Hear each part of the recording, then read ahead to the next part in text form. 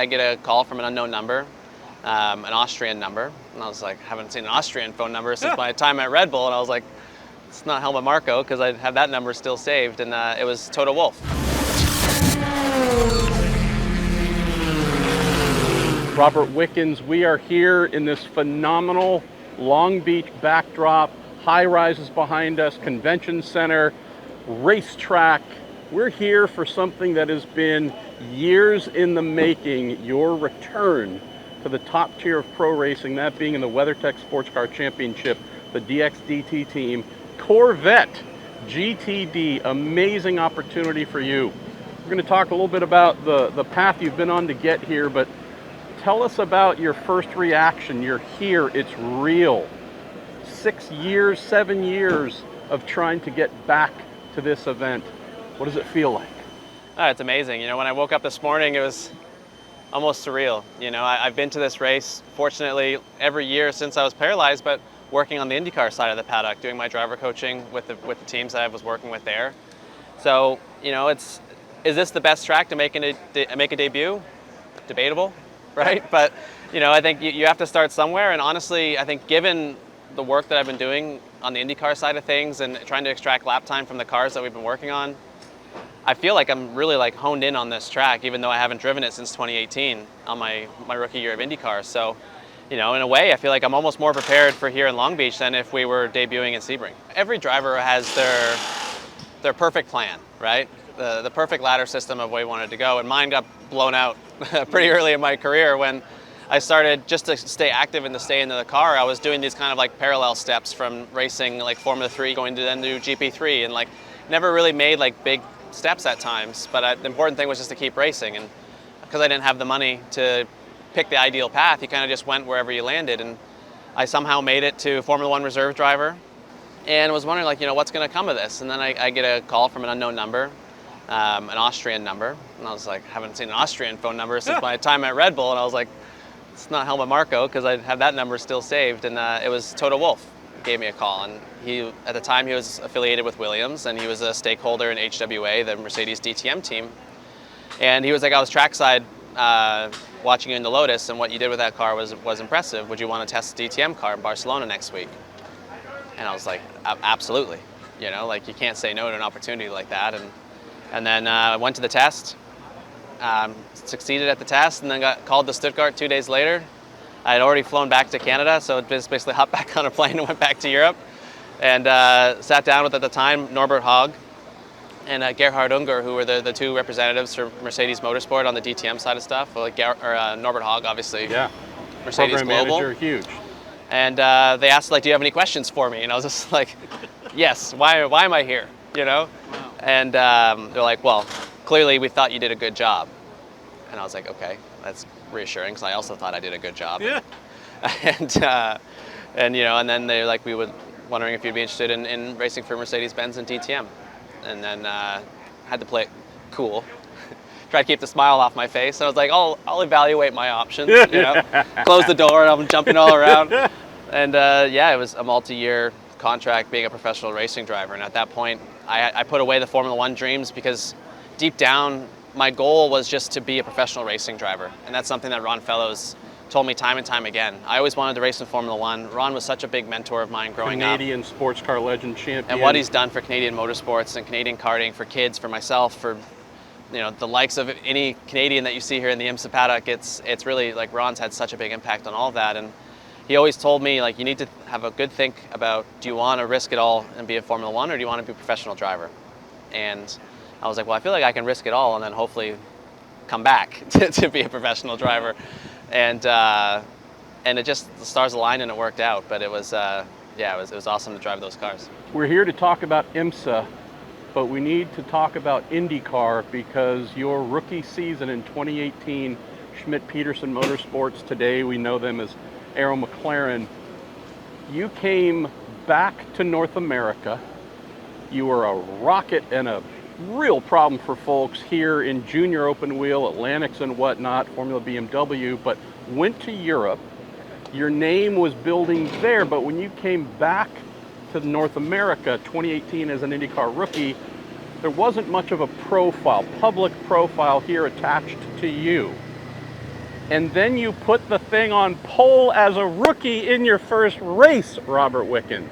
And by chance, I happen to have one of your wiki stickers made by our friends at Toronto Motorsports, stuck that on my mic flag, interviewed you, pole winner in your first race here with your little wiki sticker on it, and just everybody said, oh, holy, who is this?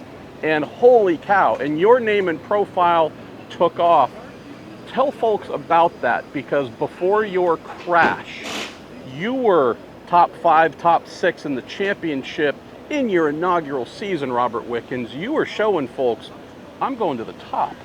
Yeah, I mean, I think once I had the opportunity to come back to North America, you know, it's not that, I think I just wanted a change of environment from where I was in DTM. I was very happy with Mercedes, and the only reason why I went to IndyCar was Mercedes was leaving DTM. And frankly, I was worried that the DTM series itself would just collapse, and then there would be 20 A-class drivers trying to find A-class work. Later that year, Mikael Elation couldn't get into the country for the Road America IndyCar weekend, and I was in Canada on vacation between DTM races, and they called me up asking, you know, can you come fill in for maybe the whole event, but until our driver shows up. And it was fun. It was really fun. And then I think that kind of started. It was always just casual conversations. And then literally the week after that Road America outing, Mercedes had an all-hands meeting where they announced that they were leaving DTM to join the Formula E Championship.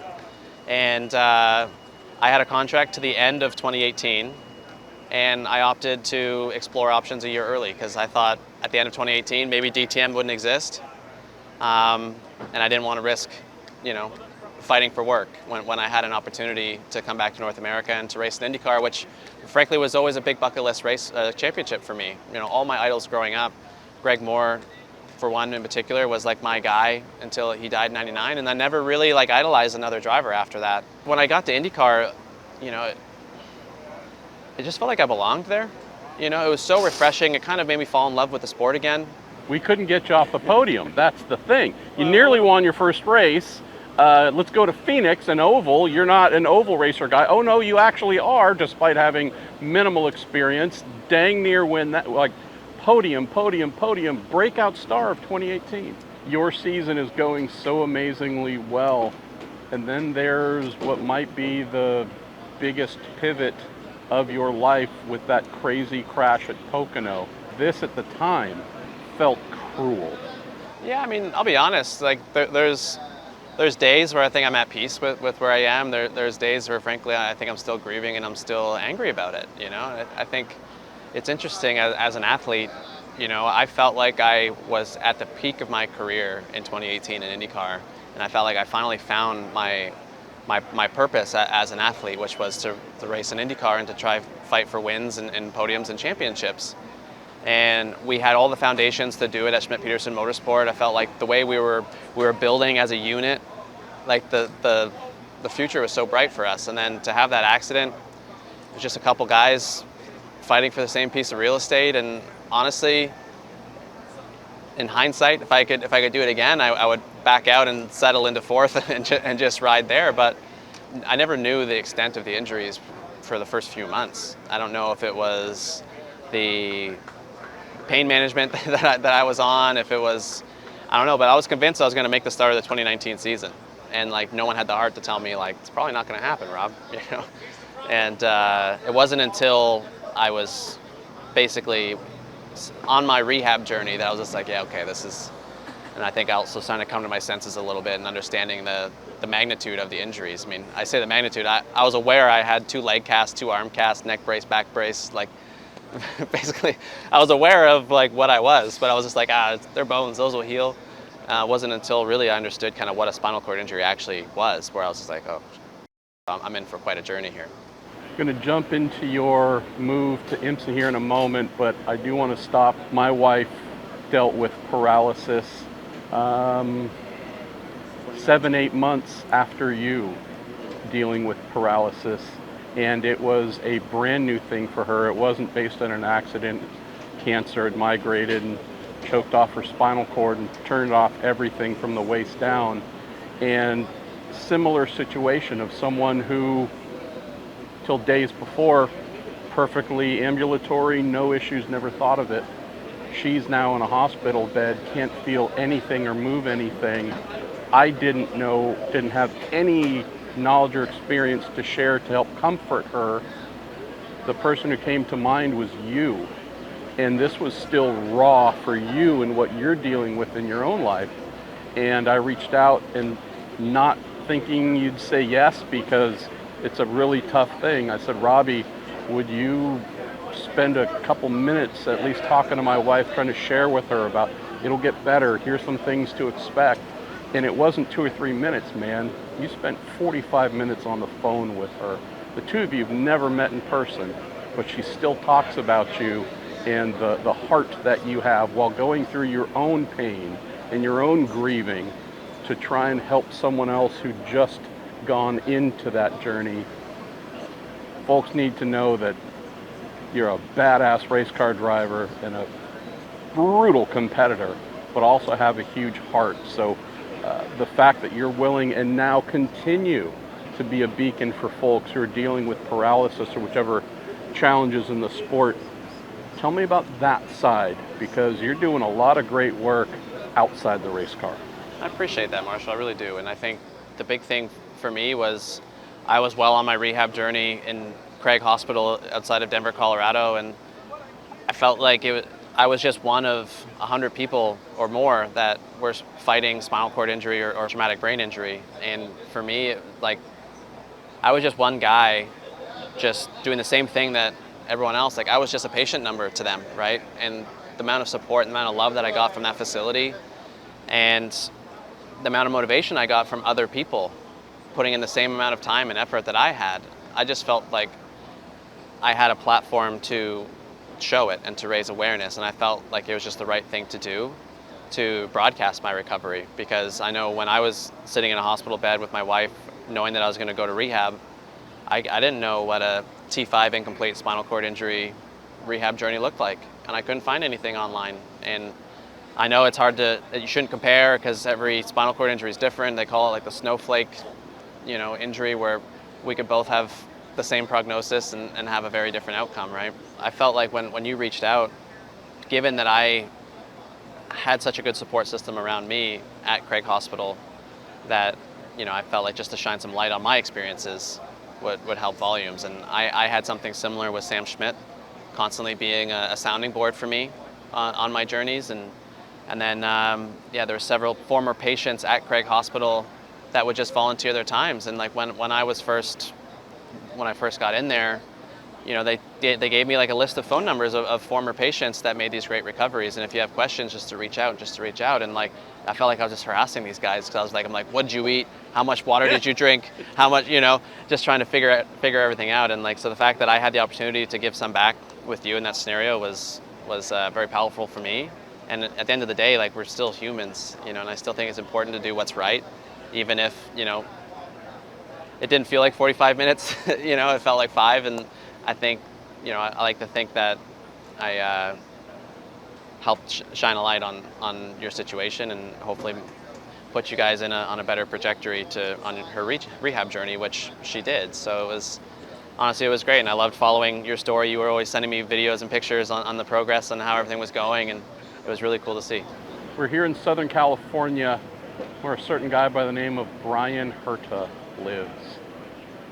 What does that guy mean to you? Because another cool phone call came in, which definitely got us to where we are here in the IMSA paddock. Bryan is just probably one of the best humans you'll ever come across in the motorsport world.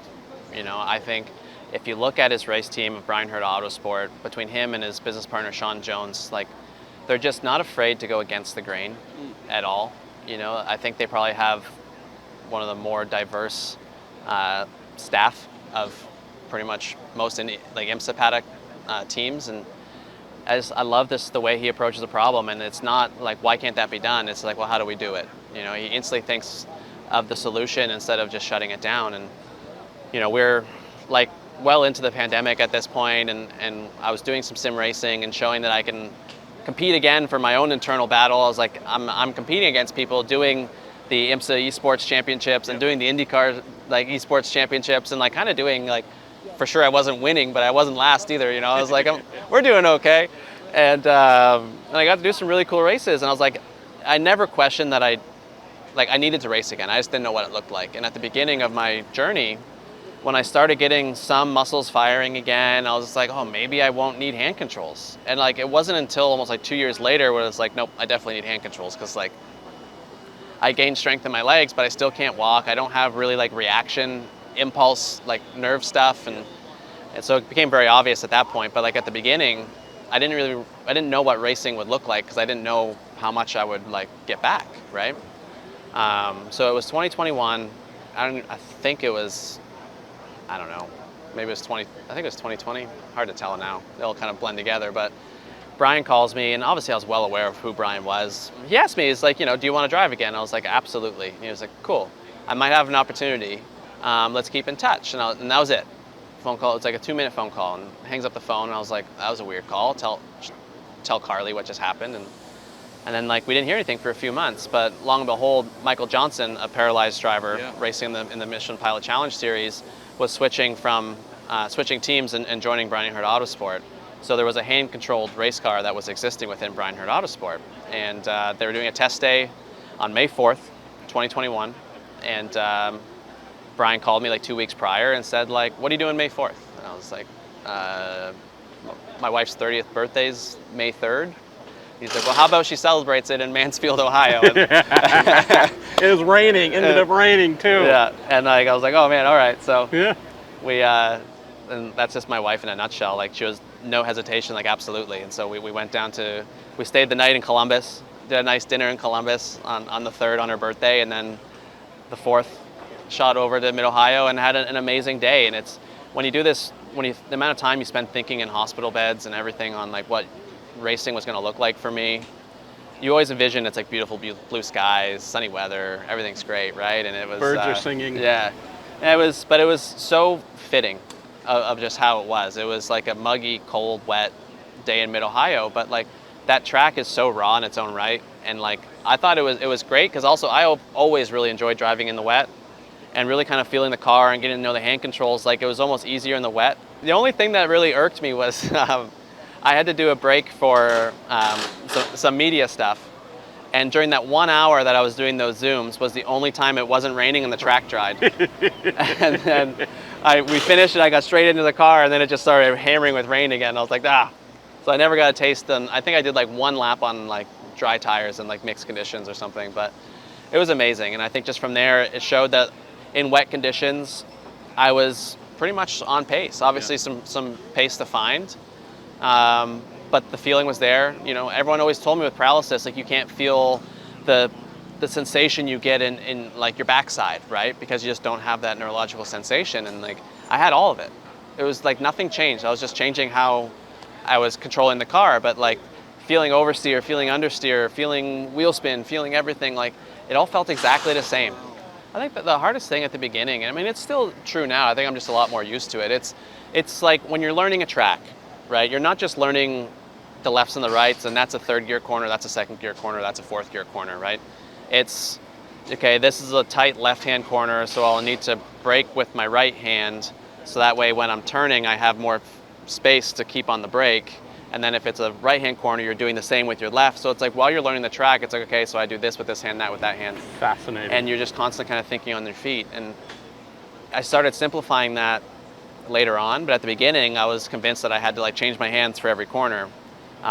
Turns out you can do a lot with just the same hands. And like, I think this, through experience, you just kind of learn that as well. But so now I pretty much do majority of my braking with my right hand, unless the corner's so tight that I can't reach it. So like here, in Long Beach, like the hairpin, for example, I'm going to have to switch from my right hand to my left hand to brake for the hairpin, because you're turning so much that I can't reach the brake anymore on the right-hand side, so I'll have to start braking on the left-hand side.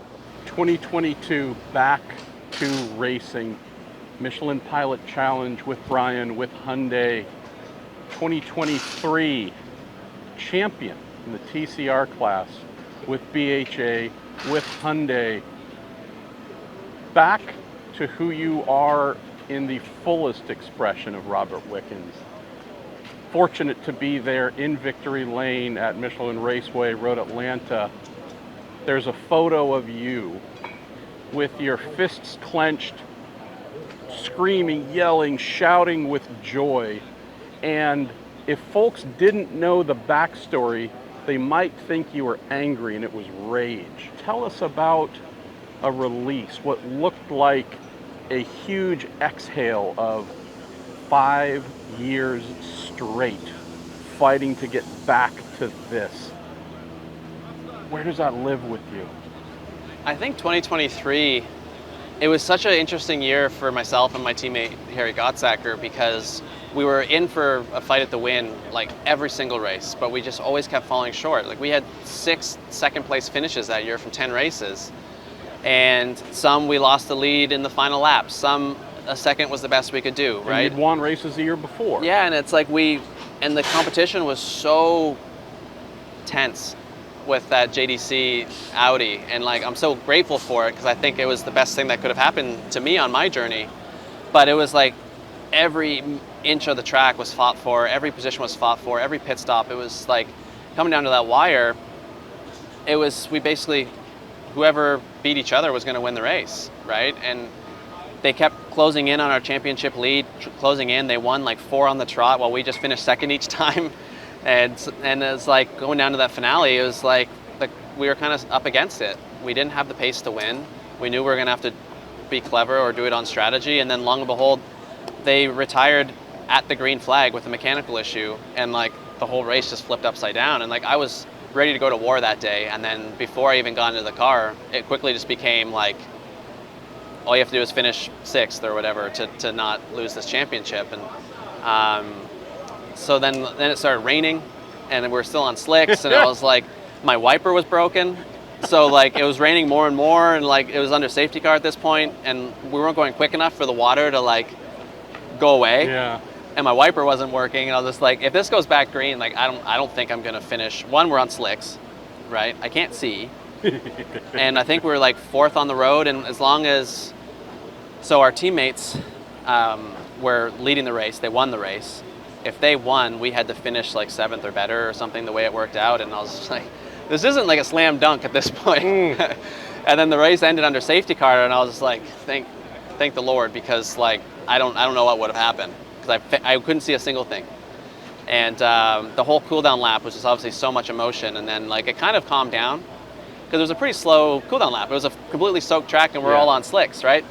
And then once I got out of the car and saw my wife there, and I saw like Brian and Sean Jones just there, it was like I just like lost it with emotion, you know. And I was just kind of overcome by just like pure happiness. Like I've never screamed happy before. And that was the first time. I've definitely cried happy, but I've never screamed happy. And that was, I don't even know if it's like just bottled up. I think everything we've been through to get there, but it was really just knowing that people just believed in me, and then it worked. You know, we won the championship, which was something that frankly has rarely been done. Close on you and your phone and the amazing inbound calls. Didn't stop with Bryan Herta. Another one's come in. David Askew, DXDT, run by our friend Brian Sellers as well. Another opportunity. Hey, we have an IMSA champion here. It's proven. Hand controls, you can get to victory lane. You can win titles. David Askew says, you've been trying hard to get here to the top of IMSA. In the background as well, Robbie, folks might not know, you've been working your behind off for years with vendors. Bosch has become, you got a lot of friends. Bosch might be one of your best friends to develop not just a hand control system, but something that would work perfectly for you in the top level of racing. David Askew says, hey, we're going IMSA racing 2025 with Corvette Z06 GT3. How about you come join us, do the sprint races? We're here, Robbie. Tell me about David Askew and this team having faith in you. I mean, it speaks volumes, but I think the big thing is there's so many good people in motorsport, but whenever I was trying to get into the IMSA WeatherTech series, it was just, I was always seen as a bit of a distraction, not because teams didn't want it to happen. It was one, a financial burden of developing something that doesn't exist. And so it became very clear to me after we won the championship in 2023, I'm like, oh, next step, the IMSA WeatherTech Championship, right? And it's, I fell on my face, basically. I struggled to get any traction because it was the same puzzle of like, well, who's going to fund it? Who's going to provide the technology? Who's going to develop the technology? And then how can it adapt into our race cars? And that's where, during the 2023 season, I met with Bosch at Road America, and through my engineer at the time, Kyle Compton. He knew people from previous lines of work from Bosch, and that we had a meeting, and so many people from Bosch came to this meeting. I was kind of like, wow, this is like, I thought I'd get like one guy, and I got like the whole squad. And they start off the meeting, obviously introductions, and they go like, we believe we have technology that could benefit you. And I'll say, that's music to my ears, because I know you have technology that could benefit me. And then we just started working, and with the common goal of trying to get their Bosch electronic braking system used in a different purpose to how it's being used in the GTP cars, right? And I think for every engineer, it's like the perfect puzzle, because every engineer wants to solve a problem and create something that doesn't exist or make something better, right? And it was just a really fun project to get to where we got to, but it's really to have that in my corner, to have the Bosch electronic braking system effectively. I joke around that it's like in a Pelican case that I can just lug with me from car to car. It's more complicated than that. Yeah.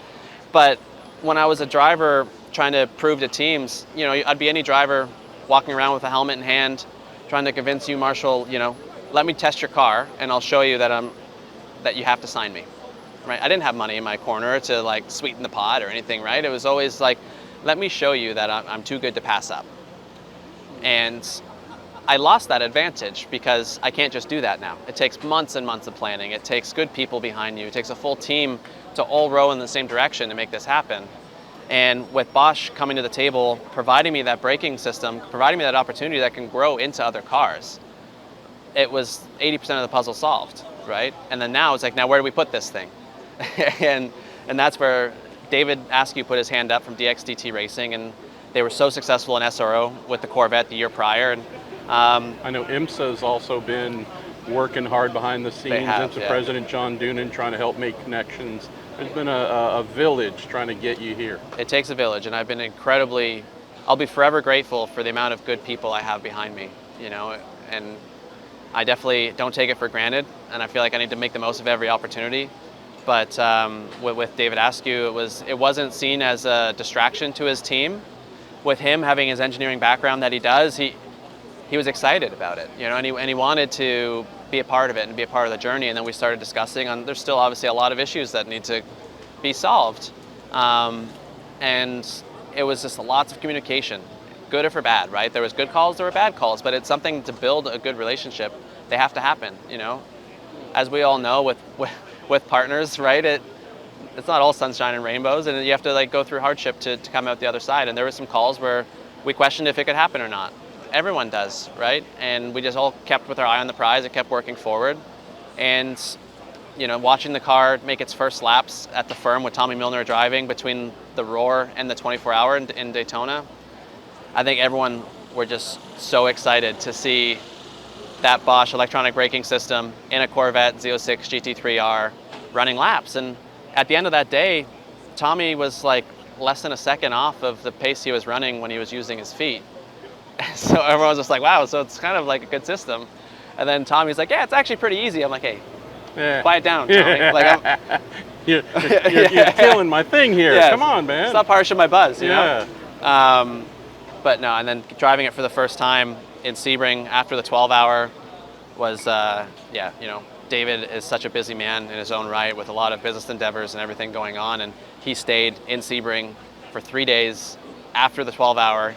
Basically spent 9 days at the Sebring racetrack just to watch the car lap around. And I think that just speaks volumes of who he is, right? Like, he's such a supporter of this team, and he hires great people. We're a relatively small team in the IMSA WeatherTech series, but if you look around of the good people they have in place, they have a strong foundation to grow, and I think I'll be honored just to be a small part of that. Get to say here a farewell, but a farewell and a hello. Welcome to the IMSA WeatherTech SportsCar Championship paddock Robert Wickens, the race car driver, Long Beach. 50th anniversary this year, Acura Grand Prix of Long Beach. We're going to remember it for that celebration of the anniversary, but also the start of something really cool for you. Couldn't happen to a better guy. Thank you, Marshall. Watch us this season on NBC and Peacock. Be sure to subscribe to IMSA on YouTube and enjoy our brand new IMSA Endurance Hour podcast. And if you're interested in digital activation in motorsports, visit IMSA.com/partnership.